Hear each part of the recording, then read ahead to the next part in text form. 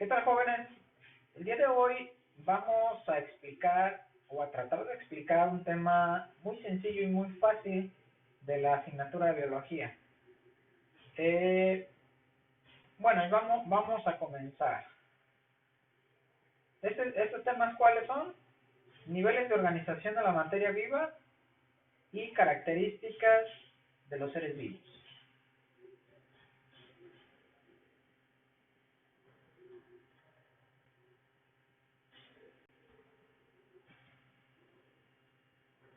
Entonces, vamos a comenzar. Dentro de los niveles de organización de la materia viva, lo vamos a comenzar de la parte inferior, es decir, de lo más pequeño a lo más complejo. ¿Cuál es la parte entonces más compleja dentro de los niveles de organización de la materia viva? La más compleja es la parte superior. Aquí vemos un esquema o una figura donde ya están todos los niveles de organización. Lo más grande entonces va a ser la biosfera, todo el planeta Tierra, que es la biosfera. Y lo más pequeño son los átomos, que de hecho ya sabemos que hay cosas más pequeñas que los átomos, que son las partículas atómicas, hay partículas subatómicas, pero esos son temas un poquito más complejos. Nosotros vamos a decir que vamos a llegar hasta un nivel subatómico. Entonces, aquí vemos, comenzando de lo más pequeño, vamos a contener a los átomos. Pero bueno, esta parte de lo molecular, el átomo y la molécula pueden ser considerados como un nivel de organización químico, y esto por sí solo no se considera vivo, pero sin embargo son parte de lo que constituye a los organismos vivos. Entonces, dentro del nivel químico vamos a tener tres niveles, que es el nivel subatómico, que no está en esta imagen, sería un nivel inferior. Un nivel inferior, recordemos que el átomo está constituido por electrones, protones y neutrones. Ese sería el nivel subatómico, lo que está adentro del átomo. Entonces aquí faltaría dibujar esa parte, que incluso aquí la podemos ver. Los electrones, los protones y neutrones están en el núcleo, recordando nuestras clases de química.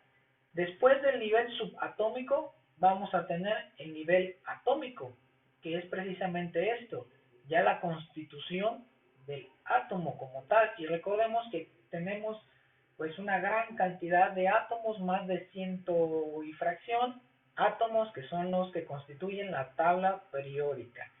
Y siguiendo el nivel, pues después la constitución de varios átomos van a formar lo que son las moléculas. Y hasta aquí, esto todavía es considerado como materia no viva. Es decir, esto por sí solo no es considerado un ser vivo o un organismo vivo.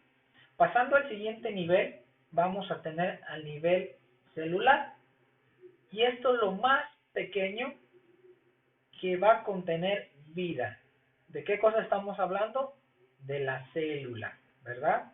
Entonces, la célula, repito, es la parte más pequeña que va a tener todas las características para ser considerado un ser vivo, que también es un tema que más adelante lo vamos a poder detallar.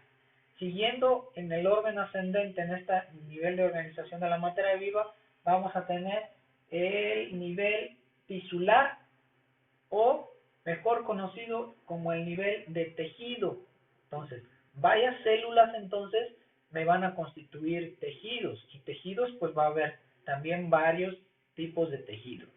Ok, siguiendo el nivel entonces, varios tejidos me van a formar el siguiente nivel, que es el nivel del orgánico o de los órganos. Entonces, varios tejidos me van a formar un órgano. Un ejemplo de un órgano, por ejemplo, el corazón. El corazón es un órgano, ¿vale?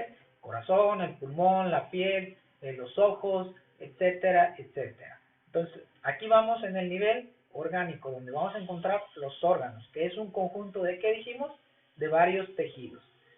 Y siguiendo el nivel ascendente, entonces, varios órganos que van a tener una funcionalidad particular, es decir, que están conectados unos con otros. ¿Eso qué me va a formar? Pues el siguiente nivel, que es el nivel de los aparatos o sistemas. Entonces, ¿cuáles aparatos o sistemas conocemos? El digestivo, el circulatorio, el endocrino, etcétera. Por ejemplo, el sistema digestivo, ¿cuál es su función? Pues digerir los alimentos y la absorción de nutrientes principalmente. Y todos estos órganos que constituyen el sistema digestivo, pues tienen una función particular, ¿verdad? Están interconectados unos con otros. Y seguimos en el orden ascendente. Varios entonces órganos me van a formar sistemas o tejidos. Y varios sistemas o tejidos me van a llevar al siguiente nivel, que es el nivel individual. El nivel donde ya se forma un individuo como tal, es decir, ya un organismo como tal, un organismo que se va a poder mover, reproducir, alimentarse, respirar, va a tener varias características. ¿Qué individuos tenemos? Por ejemplo, aquí en la imagen vemos un elefante, puede ser un perro, incluso el humano, un gato, una lombriz, un protozoario, una planta, un hongo, etcétera, etcétera, etcétera. Entonces, vamos en el nivel individual. Varios individuos, a su vez, que me van a enviar al siguiente nivel, que es el nivel ecológico. Y dentro del nivel ecológico vamos a tener una subdivisión, que es la que tenemos aquí. Todos estos son parte, estos cuatro, del nivel ecológico. Varios individuos entonces me van a generar una población de lobos, una población de patos, una población de humanos incluso, ¿verdad? Entonces, ¿qué es una población? Un conjunto de individuos o varios individuos que tienen las mismas características, cabe mencionar. Y siguiendo el orden ascendente, varias poblaciones. Estamos hablando entonces de varios individuos con diferentes características que me van a formar la comunidad. Aquí vemos ya una comunidad de la sabana, seguramente, donde hay elefantes, hay leones, hay hienas, hay plantas incluso, etcétera, y entre otros muchos animales. Entonces, una comunidad es el conjunto de varias poblaciones. Y siguiendo el orden hacia arriba, hacia la parte superior, ¿qué es un ecosistema? Un ecosistema entonces va a ser varias comunidades. Varias comunidades entonces me generan un ecosistema. Y ven aquí, ya no nada más está el arbolito con sus animales y su agua, sino ya incluso hay hasta una montaña por acá, donde va a haber otra comunidad, van a haber otras poblaciones y otros individuos, ¿verdad? Pero varias comunidades me van a generar entonces un ecosistema, que de esto también vamos a hablar por ahí al finalizar nuestra materia. Y varios ecosistemas me van a generar lo que conocemos como biosfera. Entonces, la biosfera es considerada como todos los ecosistemas que se conocen. La biosfera, de manera más clara y sencilla, es nuestro planeta Tierra. Hasta el momento, solo se conoce un planeta donde exista vida, que es el planeta en el cual vivimos. Entonces, repetimos el orden de los niveles de organización de la materia. En el orden ascendente encontramos el nivel subatómico, atómico, el molecular, el celular, el de los tejidos, el orgánico, el de aparatos o sistemas, el individual, el de poblaciones o poblacional, el de la comunidad, el del ecosistema y el de la biosfera. Bueno, y este sería el orden, ya sea ascendente o descendente. Vamos a continuar con el siguiente tema que compete a este pequeño tutorial o este pequeño video, que es las características de los seres vivos. Y nos vamos a ir hasta cuál, hasta qué nivel. Vamos a hablar del nivel individual. El nivel individual entonces va a ser este nivel donde va a ser un conjunto de órganos, tejidos, células, moléculas, átomos, partículas, que le van a dar ciertas características a esta cosa, vamos a llamarle cosa, mejor dicho, al individuo, y que va a ser considerado como vivo siempre y cuando cumpla las siguientes características. ¿Y cuáles son las siguientes características? Como número uno, todos los organismos vivos, todo aquello que tenga vida, va a tener una estructura y una organización, ¿verdad? Que incluso ya lo vimos. Si regresamos a nuestra lámina anterior, todo organismo vivo, todo el que se encuentra en este nivel, va a tener una estructura y una organización. ¿Cuál es su estructura y organización? Pues depende de cada individuo, pero veámoslo aquí en el elefante. Tiene una estructura, ¿verdad? Aquí está, y una organización. La estructura tiene que ver con el acomodo de las cosas, por así llamarlo, que debe de tener un orden, debe tener una jerarquización. Y la organización, pues va de la mano con la estructura, porque todo esto debe de estar organizado, ¿no? El corazón debe de ir donde debe de ir, los pulmones, la trompa, etcétera, etcétera. Entonces, ese es el primer paso para que sea considerado como un ser vivo. Entonces, va a tener estructura y organización. También va a tener un metabolismo. ¿Qué es esto del metabolismo? El metabolismo son todas aquellas reacciones que se llevan a cabo dentro del organismo, sobre todo en los órganos, aparatos y sistemas, a través de reacciones químicas. ¿Y para qué lo realizan esto los individuos o los seres vivos? Para alimentarse principalmente, para producir energía. Y la energía es lo que los va a mantener vivos. Entonces el metabolismo a grandes rasgos es eso, o la obtención de energía a través de reacciones químicas. Y el anabolismo se divide en dos grandes grupos. El metabolismo, perdón, que es el anabolismo y el catabolismo. El anabolismo, ¿a qué hace referencia? Es la construcción de moléculas dentro del organismo.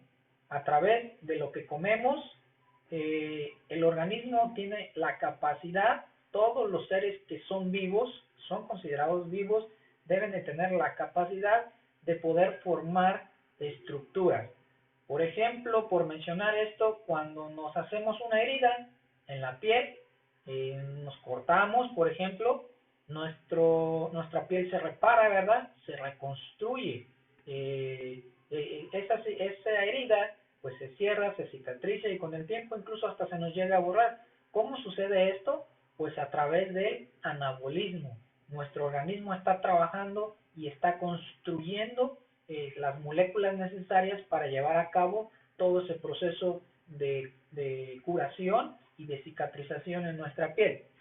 Por otro lado, el anabolismo, el catabolismo. ¿Qué es el catabolismo? El catabolismo son las reacciones de descomposición, es decir, algo complejo lo vamos a hacer más simple. ¿En dónde se lleva a cabo esto principalmente? En nuestro aparato digestivo. Todos los animales se alimentan, o todos los seres vivos se alimentan, mejor dicho. Este alimento lo incorporan a su organismo y lo empiezan a descomponer, a degradar, es la palabra correcta, es decir, hacerlo más simple, lo destruyen pues, y esta destrucción va a generar otras moléculas, que esas moléculas seguramente van a entrar dentro del proceso de anabolismo, se van a usar para construir otras moléculas y poder satisfacer diferentes necesidades dentro del organismo. Entonces, todo organismo para ser considerado vivo debe de tener un metabolismo propio. La siguiente característica para ser considerado un ser vivo es que debe de tener un crecimiento y un desarrollo. Cabe mencionar que estos dos términos pues son términos totalmente diferentes. ¿Qué es el crecimiento? El crecimiento tiene que ver con el incremento de la masa tisular. Es decir, para que lo comprendamos, ¿cuándo crecemos? Pues cuando vamos aumentando de tamaño nosotros. Cuando éramos bebés, pues éramos pequeños, ahora somos adultos, somos más grandes, nuestros huesos crecieron, se hicieron más largos, más gruesos, más resistentes. Eso es la definición del concepto crecer o crecimiento. Y por otro lado, ¿qué es el desarrollo? Desarrollarse tiene que ver o va de la mano, tiene que ir de la mano con el crecimiento. Pero el desarrollo no es única y exclusivamente el incremento de la masa tisular. El desarrollo también tiene que ver con capacidades cognitivas y con capacidades de destrezas. Dicho de otra forma, un organismo puede crecer, pero no se puede o puede no desarrollarse, como por ejemplo cuando un niño está creciendo de tamaño, pero no puede caminar o no puede hablar, no puede expresarse bien dentro de ese desarrollo, ¿no? Un niño que ya tenga 10 años y que no sepa caminar o que no pueda hablar bien, ¿qué significa? Que no ha tenido un buen desarrollo. El que crezca no significa que sea desarrollado. Entonces, el desarrollo tiene que ver con esa capacidad de los organismos. Y es un proceso también, ya lo vuelvo a repetir, cognitivo, que se lleva a través del cerebro. Otra característica que todos los individuos, para ser considerados vivos, deben de tener es la irritabilidad. ¿Qué es eso de la irritabilidad? Es la capacidad de responder a estímulos del medio ambiente. ¿Ok? Entonces vuelvo a repetir. Es la capacidad de responder a estímulos del medio ambiente. Todos los organismos vivos deben de tener esa capacidad de respuesta a estímulos. Por ejemplo, no sé, a la intensidad de la luz, a, a la temperatura, por ejemplo, a la presión, a la humedad, al sonido, etcétera. Entonces, por mencionar, a lo mejor hemos visto que los médicos pasan una lamparita en los ojos a las personas cuando están inconscientes, les abren los ojos y les pasan un foco. Esto es un ejemplo claro de que la persona sigue estando viva. Es un signo que ellos toman para determinar si sigue estando vivo. ¿Por qué? Porque ya se sabe que la pupila, que la retina, la pupila se dilata y se contrae cuando se le hace pasar un haz de luz, cuando se le pone una luz, y esto es una respuesta a un estímulo, se cierra o se abre para controlar la entrada de luz hacia nuestro organismo.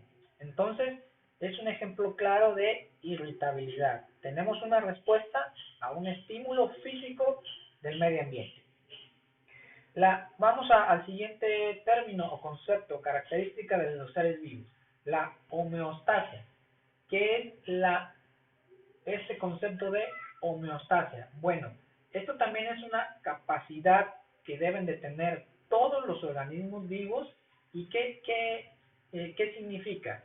Bueno, que tienen la capacidad de conservar el equilibrio interno de su organismo, como por ejemplo, cuando nos da frío, cuando nosotros tenemos frío, la temperatura desciende y tenemos frío y no nos hemos abrigado y no tenemos nada, no hemos hecho ningún cambio de ponernos ropa, nuestro organismo empieza a regularse, empieza a tratar de regularse. ¿Por qué?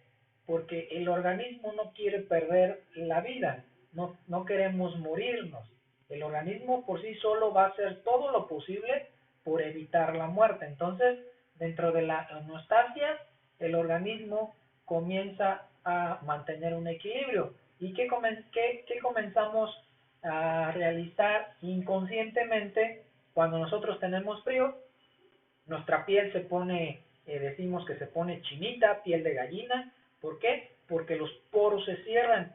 Esto para impedir que el calor de nuestro organismo salga. Recordemos también que el calor tiende a disiparse de donde está más caliente a donde está más frío. Y si hay frío afuera del organismo, entonces el calor va a tender a salir de nuestro cuerpo. Por eso es que la piel o los poros se cierran, y cuando se cierran se forman esos puntitos. Posteriormente, ¿qué comenzamos a sentir? Empezamos a temblar, le empezamos a titiritear, decimos. Esto también es una respuesta involuntaria del organismo, que es un proceso homeostático. ¿Y por qué sucede? Bueno, pues porque con la fricción se genera calor y nosotros entonces nos empezamos a mover, los músculos se empiezan a mover, con esto se empiezan a frotar y genera calor. Entonces, estos son unos ejemplos claros de procesos homeostáticos. Cuando tenemos frío, la piel se nos pone de gallina y comenzamos a titiritear. ¿Esto para qué? Pues para mantenernos calientitos y pues evitar ese frío. Todos los organismos entonces tienen esa capacidad de autorregularse de manera interna. Otra capacidad es que los organismos vivos tenemos la capacidad de reproducirnos, es decir, tener descendencia, tener hijos, lo que conocemos los seres humanos como hijos. Y esto pues es una característica natural para evitar la extinción, para evitar que el organismo se siga perpetuando, es decir, que sigamos existiendo. Todos los organismos vivos entonces tienen esa capacidad de reproducción. Más adelante vamos a ver que no nada más existe la reproducción sexual, también existe una reproducción asexual, y dentro de estas dos pues existen diversas formas en que los organismos se pueden reproducir. Y los últimos dos términos que debe de tener cualquier organismo vivo es la adaptación y la evolución, donde la adaptación pues es un proceso que tienen todos los seres vivos en, en los cuales van a tender a acostumbrarse, vamos a decirlo así, a diferentes circunstancias que se les presenten. Es decir, se tienen que adaptar al medio ambiente, y la adaptación va de la mano con la evolución. Todos aquellos organismos que se han ido adaptando a través del tiempo, pues han ido heredando genéticamente estas capacidades positivas a su descendencia, y con esto han favorecido la evolución, que es el tema del que nos vino a hablar y a enseñar y a poner sobre la mesa Carlos Darwin, ¿verdad? Que es el padre de la evolución. Entonces, a manera de conclusión, todos los seres o los individuos que sean considerados vivos deben de tener estas 7 características: estructura y organización, metabolismo, crecimiento y desarrollo, irritabilidad, homeostasia, reproducción, evolución y adaptación.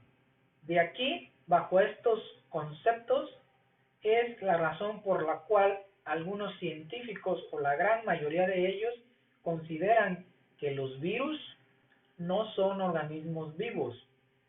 Por ejemplo, el virus del COVID no es considerado por la gran mayoría de los científicos como un organismo vivo.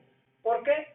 Pues porque por sí solos, por ejemplo, ellos no tienen la capacidad de reproducción. Los virus, adelantándonos un poco a este tema, los virus tienen que utilizar una célula, es decir, un huésped, para poder reproducirse.